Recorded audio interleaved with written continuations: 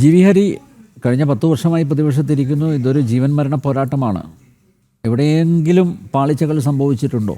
ഈ അവസാന നിമിഷം നോക്കൂ, ഇനി മണിക്കൂറുകൾ മാത്രമേ ശേഷിക്കുന്നുള്ളൂ.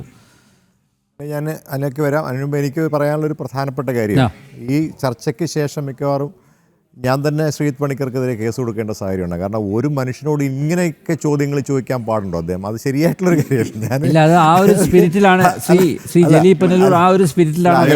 അത് ഡീലാന്ന് പറയരുത്. ഞാൻ പറയുന്നത് എനിക്ക് തന്നെ ഇത്രയും ചോദ്യങ്ങളൊക്കെ അദ്ദേഹത്തിനോട് മാത്രമായി ചോദിച്ച അദ്ദേഹത്തിന് ഉത്തരവില്ലാത്തൊരു സാഹചര്യം വന്നപ്പോൾ എനിക്ക് തന്നെ ഒരു സങ്കടം തോന്നി. പോട്ടെ, എന്തായാലും കഴിഞ്ഞ 10 കൊല്ലത്തെ യാഥാർത്ഥ്യങ്ങളൊക്കെ ആണ് ശ്രീജിത്ത് പറഞ്ഞതെന്നുള്ളത് നമുക്കറിയാം. പക്ഷേ ഇതിനകത്തൊരു പ്രധാനപ്പെട്ട കാര്യമുണ്ട്. നമുക്ക് ഇവരുടെ പ്രശ്നം എന്താണെന്നറിയോ? ഇപ്പം ഞങ്ങളുടെ കൂടെ ഞങ്ങൾ തീവ്രത ഇളക്കാനൊക്കെ പോകണം. നോക്കൂ, തീവ്രത ഇളക്കാതെ അല്ലാത്ത ആളുകളുണ്ടല്ലോ. നിങ്ങൾ തന്നെ കറകളഞ്ഞ കമ്മ്യൂണിസ്റ്റ് എന്ന് വിളിക്കുന്ന സുധാകരൻ ഇപ്പോൾ ചെറിയാനെക്കുറിച്ചും സലാമിനെക്കുറിച്ചൊക്കെ ഉള്ള പറയുന്ന കാര്യങ്ങളൊക്കെ കേട്ട് കഴിഞ്ഞാൽ ഞങ്ങൾ തന്നെ അതിശയത്തോടു കൂടി ഇരിക്കുകയാണ്. ഇനി ഇപ്പോൾ ഏറ്റവും പുതിയതായിട്ട് പുറത്തു വന്നിരിക്കുന്നത് 2 കാര്യങ്ങളാണ്. ഒന്ന്, ഈ നമുക്കറിയാവുന്ന പോലെ ഇവരുടെ സ്മാരകം അടിച്ച് തകർത്തതിൻ്റെ പിന്നിൽ ആരായിരുന്നു എന്നുള്ളത് സുധാകരൻ പറഞ്ഞു.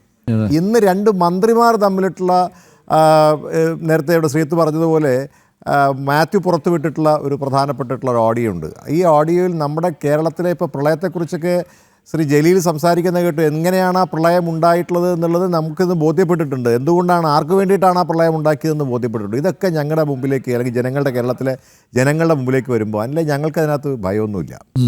ഇവിടെ ഏറ്റവും പ്രധാനപ്പെട്ട ഒരു കാര്യം എന്ന് വെച്ച് കഴിഞ്ഞാൽ, പ്രതിപക്ഷം എന്ന നിലയിൽ കഴിഞ്ഞ 10 വർഷക്കാലം കേരളത്തിലെ ജനങ്ങളുടെ പ്രശ്നങ്ങൾ അത് കൃത്യമായി ജനശ്രദ്ധയിൽ, ഇവിടെ നടത്തുന്ന അഴിമതികൾ ജനശ്രദ്ധയിലേക്ക് കൊണ്ടുവരാൻ കൃത്യമായി തന്നെ ഇടപെടൽ സഭയ്ക്കകത്തും സഭയ്ക്ക് പുറത്തും പ്രതിപക്ഷ നിലയിൽ ഞങ്ങൾക്ക് സാധിച്ചിട്ടുണ്ട്.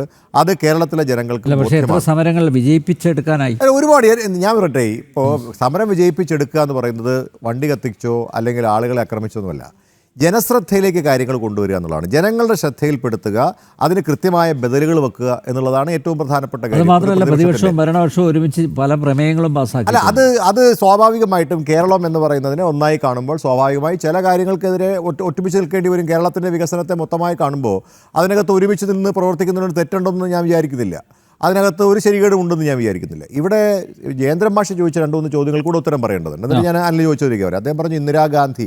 നോക്കൂ സാർ, ഇത് എല്ലായിടത്തും ഇന്ദിരാഗാന്ധിയാണ്. ഇന്ദിരാഗാന്ധിയുടെ പേരിലാണ് ഇത് കൊടുത്തിരിക്കുന്നത്. കർണാടകത്തിലും തെലങ്കാനയിലും ഇപ്പോൾ കേരളത്തിലും. അപ്പോൾ അതുകൊണ്ട് അങ്ങേക്ക് സ്വാഭാവികമായിട്ട് അത് ഇന്ദിരാഗാന്ധിയുടെ നെഹ്റുവിൻ്റെ ഒക്കെ പേര് ജീവിച്ചിരിക്കുന്ന ഒരാൾ കൊടുക്കുന്ന ഗ്യാരണ്ടി, അതല്ലേ വോട്ടർമാർ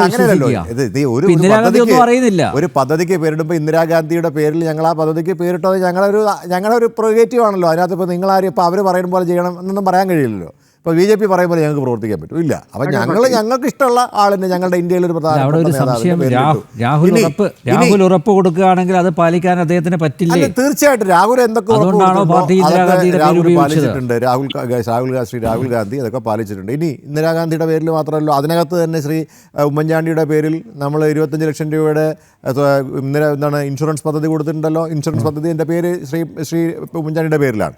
അപ്പോൾ അതുകൊണ്ട് എന്ത് പേര് കൊടുക്കുന്നുള്ള ജനങ്ങൾക്ക് അതുകൊണ്ട് പ്രയോജനമുണ്ടോ എന്നുള്ളതാണ് ഏറ്റവും പ്രധാനപ്പെട്ട കാര്യം. ഇവിടെ ഇത്രയൊക്കെ പറഞ്ഞിട്ടുള്ള ജയേന്ദ്രൻ മാഷ് എന്തുകൊണ്ട് ശബരിമലയെക്കുറിച്ച് ഒരു അക്ഷരം വേണ്ടിയില്ല എന്നുള്ളതാണ്. അതുകൊണ്ടാണ് ഞങ്ങൾ പറഞ്ഞത് ഇവർ തമ്മിൽ ഡീലാണെന്ന് പറയാനുള്ള കാരണം. ഇവിടെ ശ്രീ നരേന്ദ്രമോദി ഇവിടെ കേരളത്തിൽ വന്നു. അദ്ദേഹവും ഇവിടെ ശബരിമലയിൽ ഇവർ നടത്തിയിട്ടുള്ള അഴിമതികളെക്കുറിച്ചോ ശ്രീ പിണറായി വിജയനെക്കുറിച്ചോ ഒന്നും വേണ്ടിയിട്ടില്ല. അദ്ദേഹം ഇവിടെ വന്ന് പറഞ്ഞിട്ടുള്ളത് അല്ല അത് ഇപ്പോൾ ഞങ്ങൾ ശ്രീ രാഹുൽ ഗാന്ധി പറഞ്ഞതിന് ശേഷമാണ് രാഹുൽ ഗാന്ധി പറഞ്ഞതിന് ശേഷം അദ്ദേഹം പറഞ്ഞു.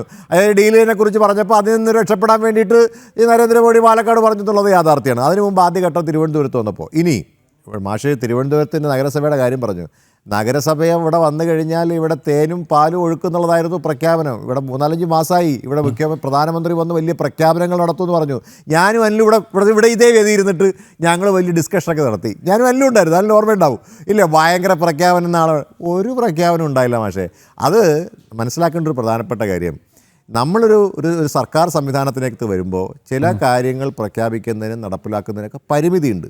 അങ്ങനെ പരിമിതിയുള്ള കാര്യങ്ങൾ എന്തൊക്കെയാണെന്നുള്ളത് ഉൾക്കൊണ്ടുകൊണ്ടേ നമ്മൾ പ്രഖ്യാപനങ്ങൾ നടത്താവൂ. ഞങ്ങൾ അങ്ങനെയാണ് ചെയ്തത്. എല്ലാ ആറ്റുകാൽ പൊങ്കാല നടത്തിപ്പിലടക്കം തടസ്സങ്ങൾ ഉണ്ടാക്കാൻ മനഃപൂർവ്വം ഇവിടുത്തെ സർക്കാർ ശ്രമിച്ചില്ലേ? ഇല്ലാന്ന് പറയാൻ പറ്റുമോ? ഇവിടെ കുടിവെള്ളം മുട്ടിച്ചു ഇല്ലാന്ന് പറയാൻ പറ്റുമോ? അല്ല ഞാൻ എന്ത് ചെയ്യാൻ പറ്റും പറയട്ടെ, നഗരസഭയ്ക്ക്? ഇത് ഇത്തരത്തിലുള്ള പ്രതിസന്ധികളെയൊക്കെ അതിജീവിക്കാൻ കെൽപ്പുള്ള ഒരു നേതൃത്വമായിരിക്കണം ഭരണത്തിലുണ്ടാവേണ്ടത്. അനന്ത അല്ല ആണല്ലോ, അല്ല അത് സ്വാഭാവികമായിട്ടുണ്ടാവില്ലേ? അതുകൊണ്ടാണ് എല്ലാ ഈ പ്രശ്നങ്ങളുള്ള അതുപോലെ ഈ പരാതികളുള്ള ആളുകളെ കേൾക്കാൻ മേയർ അദ്ദേഹം ഓഫീസിലിരിക്കുകയാണ്, ഒരു സമയം അനുവദിച്ചിരിക്കുന്നു. മുൻ മേയർ എങ്ങനെയായിരുന്നു? മുൻ മേയർ എങ്ങനെയായിരുന്നു? മുൻ മേയറെ കുറിച്ചത് എനിക്ക് ഒട്ടും അഭിപ്രായമല്ല, ഒരു സംശയമില്ല. അതിൽ നിന്നൊക്കെ അതാണ് വ്യക്തിപരമായിട്ടുള്ള കാര്യമില്ല ഞാൻ പറയുന്നത്. മേയർ എന്ന് പറഞ്ഞ മേയർ എന്ന നിലയിൽ രാജേഷിന്റെ പ്രവർത്തനത്തെ കുറിച്ചല്ല ഞാൻ പറയുന്നത്. ഞാൻ പറയുന്നത് ഇവിടെ BJPയുടെ പ്രഖ്യാപനങ്ങൾ എന്തായിരുന്നു വ്യക്തിപരമായിട്ടല്ല, വളരെ അല്ല പറഞ്ഞ 100 ദിവസത്തിനുള്ളിൽ ചെയ്യുന്നുള്ള പറഞ്ഞത്. പ്രധാനമന്ത്രി വരുന്നു പറഞ്ഞു, പക്ഷെ വന്നതുകൊണ്ട് കാര്യമുണ്ടോ? പ്രധാനമന്ത്രിയെ കൊണ്ടുവരാൻ ഞങ്ങൾക്ക് ഇപ്പോൾ പ്രധാനമന്ത്രിയെ കാണാൻ ഇവിടെ കൊണ്ടുവരുന്നത്. ഇപ്പോൾ കഴിഞ്ഞ ദിവസം അദ്ദേഹം കരമനയിലൂടെ പോയിട്ടുണ്ട്. അതിലൊന്നല്ല, അദ്ദേഹം ഈ രാജ്യത്തിന് നൽകാൻ കഴിയുന്നത് എന്താണ് നൽകിയിട്ടുള്ളത്? എയിംസിന്റെ കാര്യം പറഞ്ഞു. ഞാൻ ചോദിക്കട്ടെ ജയേന്ദ്ര മാഷെ, നിങ്ങൾ കുറെ കാലമായിട്ട് ഇത് പറയുന്നുണ്ടല്ലോ, നിങ്ങളെ നേതാവ് സുരേഷ് ഗോപി പറയുന്നുണ്ടല്ലോ എയിംസ് വരും, എയിംസ് വരും, എയിംസ് വരും. സ്ഥലം ഇതൊക്കെ അത് മാത്രമാണ് ഇപ്പോൾ എക്സ്ക്യൂസ് പറയുന്നത്, സ്ഥലം കൊടുക്കുന്നില്ല എന്നുള്ളതാണ്. അതിപ്പോൾ ശ്രീ ജലീൽ പറയുമായിരിക്കും ഒരു മറുപടി. അപ്പം ഞങ്ങൾ പറയുന്നത് കേരളത്തിലെ ജനങ്ങൾക്ക് പ്രയോജനപ്രദമാകുന്ന കാര്യങ്ങൾ, നൽകേണ്ടതായിട്ടുള്ള കാര്യങ്ങൾ നിങ്ങൾ തരണം. അതിനകത്ത് നിങ്ങൾക്ക് വോട്ട് കിട്ടുന്നില്ല എന്ന് പറയുന്നത് ഞങ്ങളാരുടെ കുഴപ്പമില്ല, അതുകൊണ്ട് നിങ്ങൾക്ക് പദ്ധതി തരില്ല അല്ലെങ്കിൽ ഇവിടെ യാതൊന്നും നടപ്പാക്കില്ല എന്നുള്ളൊരു സമീപനം BJP അവസാനിപ്പിക്കണം. അതൊന്നും പ്രശ്നമല്ല, കാരണം BJP ഇതൊന്നും തന്നില്ലെങ്കിലും അതൊക്കെ കണ്ടെത്തി ചെയ്യാൻ ആവശ്യമായിട്ടുള്ള കെൽപ്പുള്ളൊരു സംവിധാനമാണ് UDFനുള്ളത്. ഞങ്ങളെ സംബന്ധിച്ചിടത്തോളം പ്രൊഡക്റ്റീവായിട്ടുള്ള കാര്യങ്ങൾ ഞാൻ അതിലെ ഒരു പ്രധാനപ്പെട്ട കാര്യം പറയാം. ഇവിടെ എന്തുകൊണ്ടാണ് നമ്മൾ 6.5 ലക്ഷം കോടി കടത്തിലേക്ക് പോയത്? കേരളത്തിൽ ഏറ്റവും കൂടുതൽ, ഇന്ത്യയിൽ ഏറ്റവും കൂടുതൽ കടം, ആളോഹരി കടമുള്ള സംസ്ഥാനം കേന്ദ്ര സർക്കാരിൻ്റെ കണക്ക് പ്രകാരം നമ്മുടെ സംസ്ഥാനമാണ്. 1.5 ലക്ഷം രൂപയാണ് നമ്മുടെ ഓരോരുത്തരുടെയും പേരിലുള്ള കടം.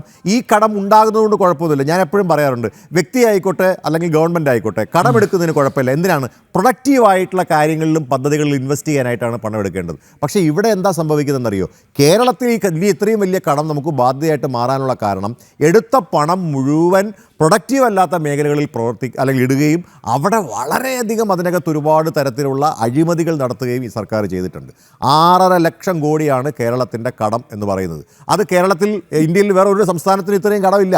ഇനി അങ്ങനെ ഉള്ള പദ്ധതികൾക്കല്ല നമ്മൾ കടമെടുക്കേണ്ടത്, പ്രൊഡക്റ്റീവായി. ഇപ്പോൾ തിരുവനന്തപുരത്ത് വിഴിഞ്ഞം പദ്ധതി അടുത്തൊരു 10 വർഷത്തിനുള്ളിൽ ഏറ്റവും കൂടുതൽ കേരളത്തിന് വരുമാനം ഉണ്ടാക്കാൻ പോകുന്ന പദ്ധതിയാണ്.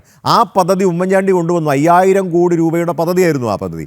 ആ പദ്ധതി കൊണ്ടുവന്നപ്പോൾ ഈ ശ്രീ ജലീൽ പുല്ലൂരിൻ്റെ പാർട്ടിക്കാരെന്താ പറഞ്ഞറിയോ? CPM, അദ്ദേഹത്തിൻ്റെ പാർട്ടിയല്ല, അദ്ദേഹം ഉള്ള പാർട്ടി, അതിനകത്ത് LDFകാരെന്താ പറഞ്ഞറിയോ? 6000 കോടി രൂപയുടെ അഴിമതി അതിനകത്ത് ഉണ്ടാകുമെന്ന് പറഞ്ഞു. അവസാനം ഈ പദ്ധതി വന്നു, ഇവിടെ പരിപാടിയൊക്കെ അന്തസ്സായി ഒന്ന് ഉദ്ഘാടനം ചെയ്തു, ഭാര്യയും മക്കളൊക്കെ വന്ന് ഉദ്ഘാടനം ചെയ്തിട്ട് പോയി. എൻ്റെ ചോദ്യം എത്രയേ ഉള്ളൂ, പ്രൊഡക്റ്റീവായിട്ടുള്ള പദ്ധതികൾ കഴിഞ്ഞ 10 വർഷത്തിനുള്ളിൽ നിങ്ങൾക്ക് എന്ത് നടത്താൻ സാധിച്ചു? കെട്ടിടങ്ങൾ 100 കണക്കിന് നിങ്ങൾ ഉദ്ഘാടനം ചെയ്തു, ആശുപത്രികൾ ഉദ്ഘാടനം ചെയ്തു, അകത്ത് ബെഡില്ലായിരുന്നില്ലേ? ബെഡില്ല, ഡയാലിസിസ് യൂണിറ്റുകളൊന്നുമില്ല, വെറുതെ കെട്ടിടങ്ങൾ ഉണ്ടാക്കി. ആ കെട്ടിടങ്ങൾ ഉണ്ടാക്കിയത് ഞങ്ങൾ ഇന്ന് പ്രഖ്യാപിച്ചിട്ടുണ്ട്.